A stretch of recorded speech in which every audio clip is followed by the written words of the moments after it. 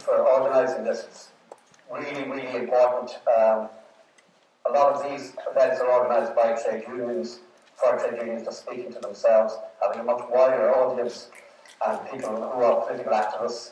I think it's quite important. It was interesting with Gerald Leary's performance there, reenacting Lockout. Reminded me the first time I was in this theatre auditorium was over 40 years ago. I spent a whole night here. It wasn't a lock-in or a lock-out, but I was here at a show called The Non-Stop Comedy Show, which was a kind of a musical about the life of James Connolly.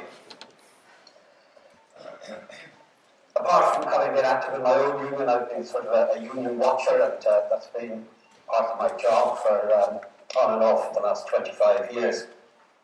So what I really notice is, and we have a lot of discussion about it, the whole gap between public and private. And in my view, the trade union movement is lopsided in Ireland, but it's actually featured in most other countries insofar as nearly 4 out of 5 people in the public service are members of trade unions, and only about 1 out of 5 in the private sector. So I'd really like to open up by asking John Douglas from Mandate, a union that I really admire because it works with members in small workplaces, very different, a lot of them in competition, all in the retail, mainly in the retail distributive trades. And secondly, about 10 years ago I found out, and John will correct me if I'm wrong, they have to replicate nearly 30% of their members annually with a huge turnover. That demands an awful lot of organising, constant recruiting, and constant training of shop stewards, and I know they run some very good programmes. So maybe I'd like to open by asking you, John, is it much harder to work in the private sector than the public sector, and what are the challenges you face in Mandate? I don't know if it's much harder to work in the private sector versus the public sector. Certainly, organising huge challenge for the trade union movement, and particularly in the private sector where we have a regime of anti-union employers. We don't have the legislative support of collective bargaining legislation. And there's no support in terms of victimisation against trade union activity. And so it's extremely difficult. And until we get the balance right in terms of the legislative balance right and until the unions and workers can combine to improve the conditions, it will continue to be difficult. The private sector, I suppose, at the end of the day is kind of the law of the jungle. And I suppose with the trade union movement, what we've got to do is convince workers that it's in their best interest to combine themselves and to combine their collective strength into improving their terms and conditions of employment. And there are also mechanisms in the private sector, and indeed workers across the public sector as well, to realise that political policy and making the kind of connection between the rights at work and the well-being at work is also a product of political decisions. And we haven't been good at mobilising politically across the trade union movement. In fact, we haven't been good at convincing our own members to vote for parties at the left, or progressive parties. And that's a huge challenge for ourselves. So it's not just a question of organising numbers, and numbers in itself doesn't prove anything. It doesn't mean it's a bigger union or a better union. It's not necessarily the case. But I think what we have to do is to generate a whole culture of activism, a whole culture of political decency, if you like, and say that there is a different system, that it's not about fixing the economy, it's about fixing society. And the society, comes first, and the economy comes second, and the economy should serve society rather than the other way around. I think that's a huge challenge for the trade union movement. I think, it's convincing our own members, convincing the public generally that there's a huge connection between the well-being of work and who they vote for. Right. And maybe to bring up the same thing with Peter Bunting, when the Irish Congress of Trade Unions straddles both the public service, unions and private, do you find that there are quite a few differences or similarities between them? Well, I find there's quite a difference in organising. It's very, very difficult. There are many reasons for that. I mean, I also have responsibility for Northern Ireland, and therefore I can see equally to both sides on both jurisdictions.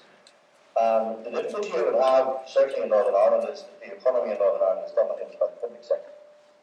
And we have probably 95% of economic activity in the private sector is on small, medium enterprises. It's tremendously hard for you to negotiate it.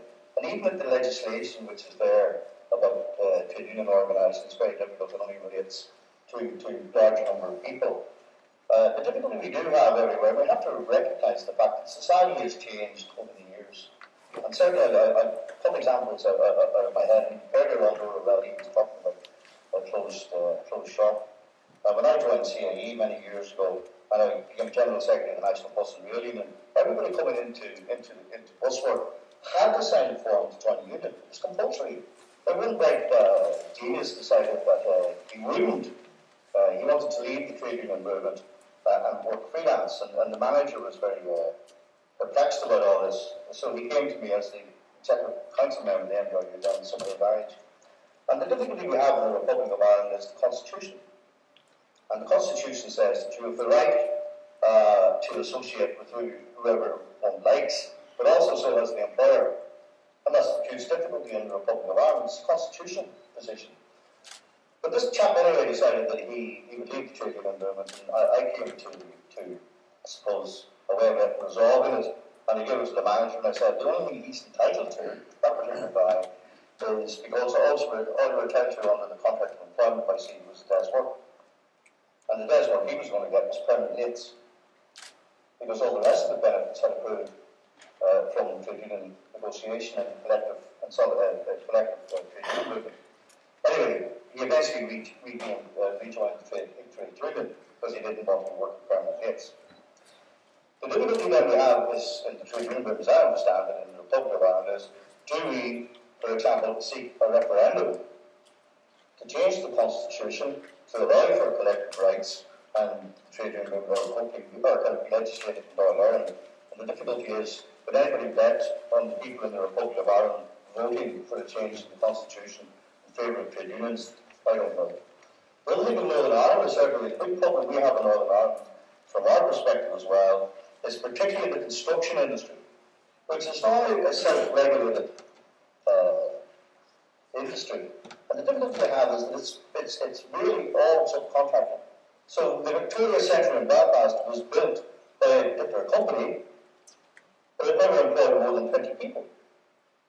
Every other job on that particular big site, where there were about 2,000 people, was done by a myriad group of what I would term break band people. So everything was subcontracted right down. And in that context, it's very hard to organise, unless we come somewhere to a solution that we actually should organise and self-employed.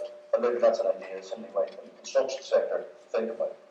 But in regards to other issues, Jane, I think the trade union movement is now working certainly at Congress level through various means of attracting young people.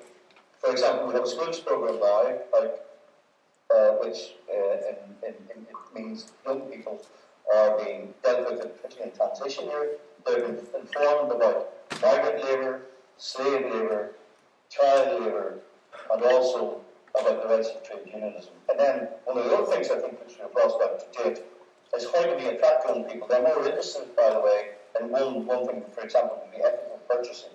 And we need to change the way we work, because in many senses, the trade union movement in this island is pale moon and steel, as has been said. And that's probably quite correct. So we do need to change how we organise and how we attract young people. And I don't steal Siobhan's thunder by any sense of imagination. The Congress, for example, in Belfast, has a migrant workers unit where it's been funded by Belfast City Council under some European fund for the last 2 years, where we have dealt with over 700 problems by migrant workers. We have represented 158 of them with the employer and through tribunals. And I think that's the only unit working on the island which actually deals with migrant workers who have employment problems. And we have 2 people working constantly with that. So there's us reaching out to the migrant workers, particularly in Northern Ireland, and we're dealing also then with young people.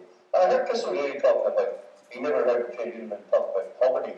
And I'd like to sort of remind him, or probably some of his colleagues, maybe we don't say what we do often enough, and it doesn't percolate through our own publicity machines. But really, that for us to tackle poverty on the island is to have the Good Friday Agreement fully implemented in relation to a Bill of Rights and the Charter of Rights in the Republic of Ireland.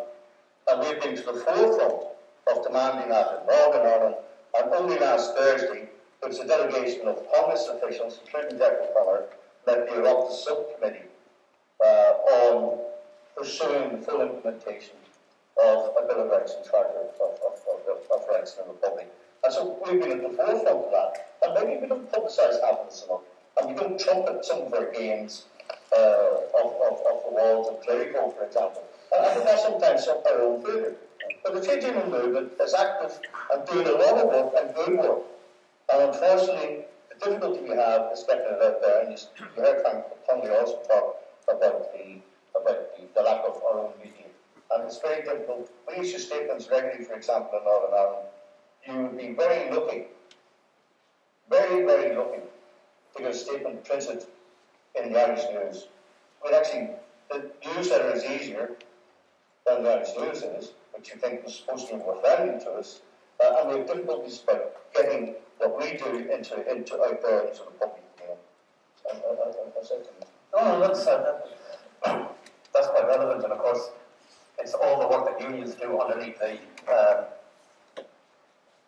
waterline that never gets any attention, and it's all the individual cases. I mean, we are inclined to see unions in terms of just politics and interacting with government and national agreements and things like that, but it's the day-to-day work.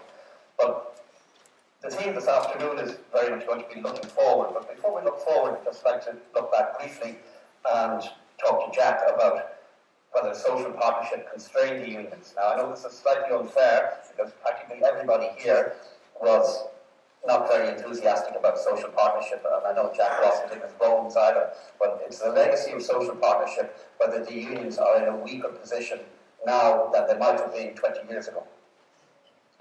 Yeah, Gerry, well, I think I should take the opportunity to acknowledge this initiative by Sinn Féin, because I won't get a chance to do it again. I think it's a very welcome initiative to mark the centenary of the Lockout, and I want to welcome everybody here to Liberty Hall in my association with this building.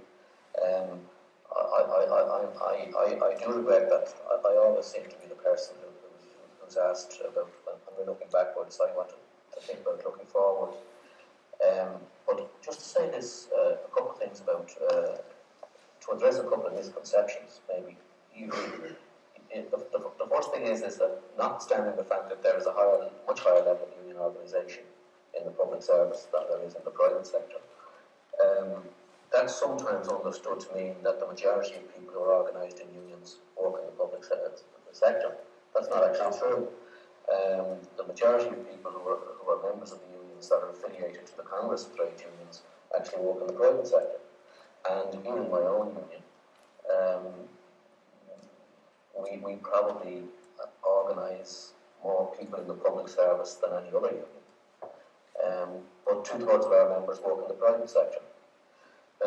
That being said, I think there are a number of things that afflict us, some of which have been adverted to by John and Peter.